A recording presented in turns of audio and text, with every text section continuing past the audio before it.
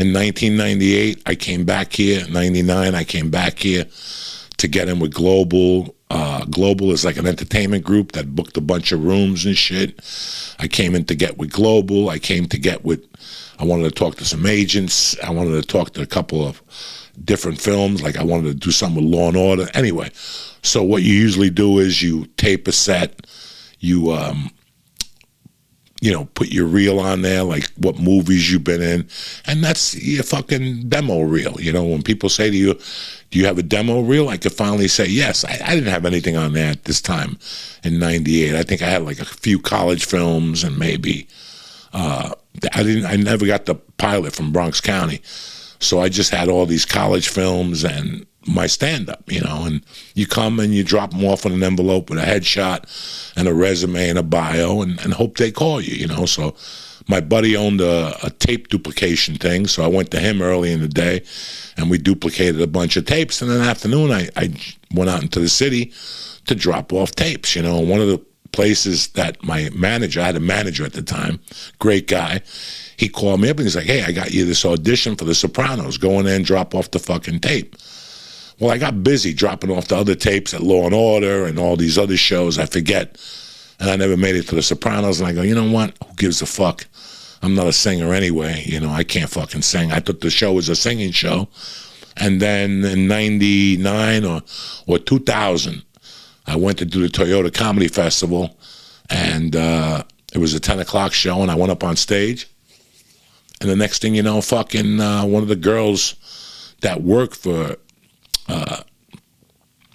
the casting director was there, and she asked me, is Georgina walking senior? And I go, no. And she goes, well, you're going to see it tomorrow at 11 o'clock in the morning. That's how fast it was. I was just getting off the stage at midnight.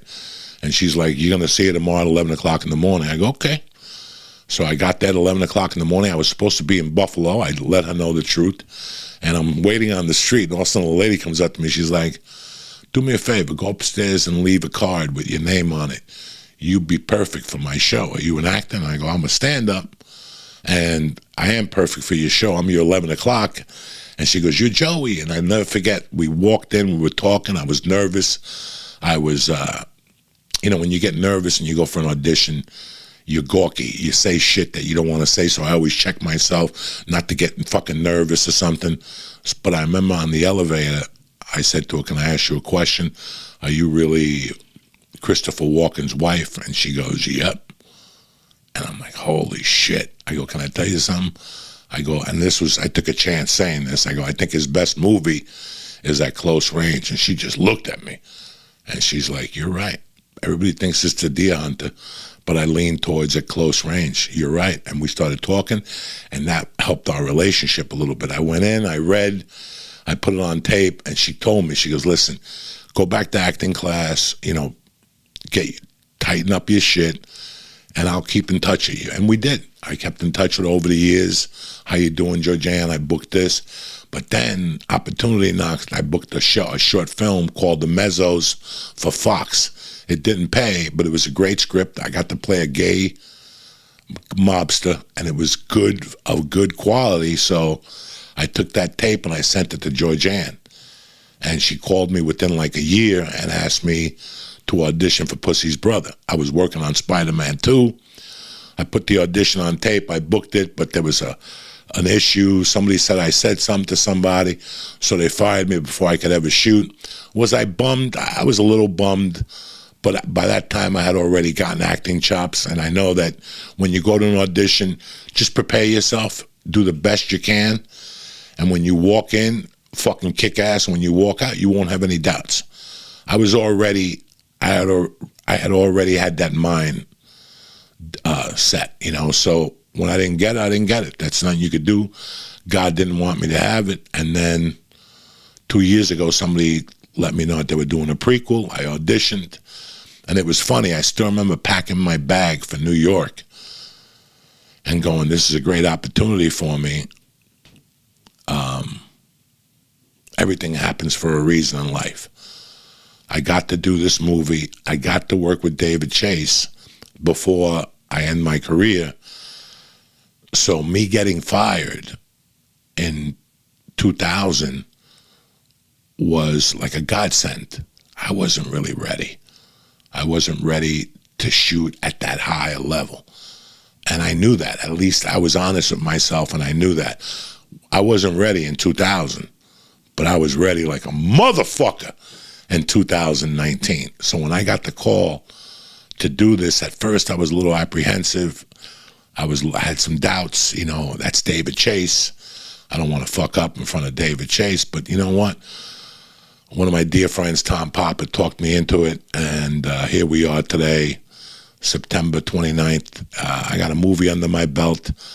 I got a great character, and I did great. I've seen the movie 3 times already, and again, because of Kathleen Narducci, I did great. I did great. I belong there. Huh? You watched yourself? Yeah, I watched myself. I looked at my timing. Everything was great. I knew I was a gentleman on the set. I knew I did everything I was supposed to do. And I got to be honest with you. I'm going to pat myself on the back for you guys. I'm very proud of myself, and I'm very proud that you guys finally woke me up out of my fucking slumber. And I'm looking at myself a little differently now. Yeah, I'm proud of me too. I'm proud of all you motherfuckers. And now, without further ado, Mr. David motherfucking Chase. Check 1, 2. Welcome to Uncle Joey's Joint.